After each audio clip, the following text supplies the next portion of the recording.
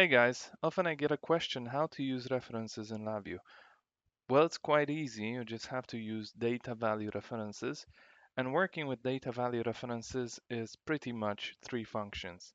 So essentially you have new data value reference, you have delete data value reference, and you also have something which is called the in-place element structure.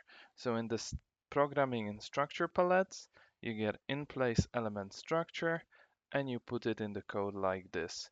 So on in-place element structure, then you need to right click and select add data value reference read write element.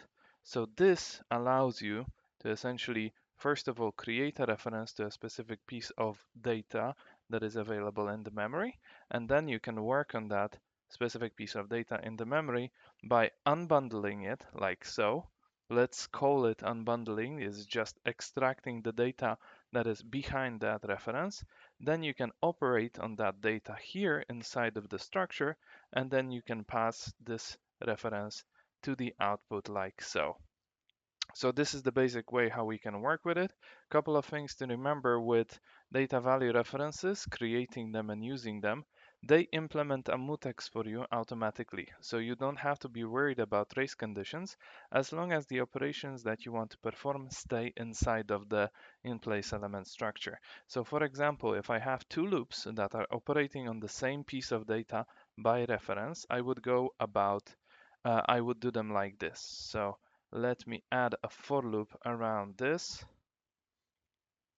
and this for loop will iterate 100 times, and it will essentially just increment the value that is behind this reference.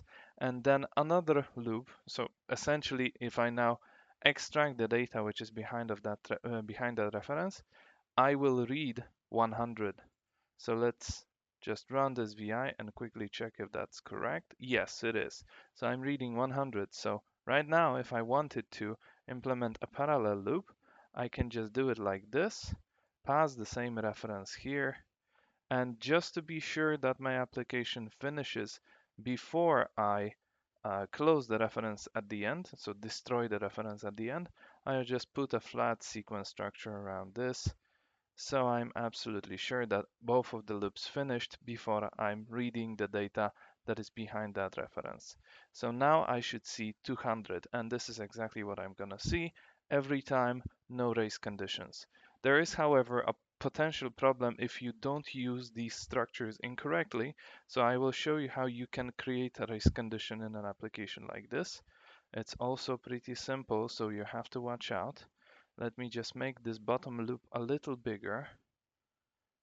Sometimes the incorrect usage of in-place element structure is this. So we are using DVRs or data value references with in-place element structure, and what we do is extract first of all the value and then try to override the value that is in the memory after performing operations on it. So it looks like this. Here we are extracting, just making a copy of that data that is inside of the memory behind this data value reference. And here we are writing it back in. And unfortunately, this will cause race conditions because the mutex, so the mutual exclusion flag that you get here that prevents race conditions, is only inside of the structure itself. So in place element structure. So this, when we run it, will actually cause race conditions. The values change and are not deterministic. So watch out. Remember about this. Let me get back to the correct version here. So this version works, right? So you can use this. You can use any data here as an input to a new data value reference. So you can pass anything at the front. Here you have the reference to that specific piece of memory, to that specific data, and you can interact with it using the in-place element structure.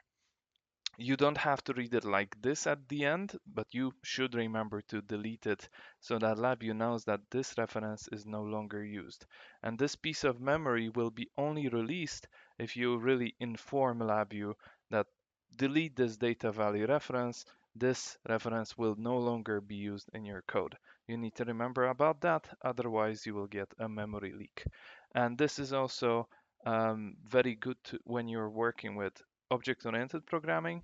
So these references can point also to LabVIEW objects, so there is no limitations here. I put all the links that are regarding the subject in the description of the video below. So if you need any more information about DVRs, just follow the links that are there. So good luck with data value references, or DVRs for short, and see you next time.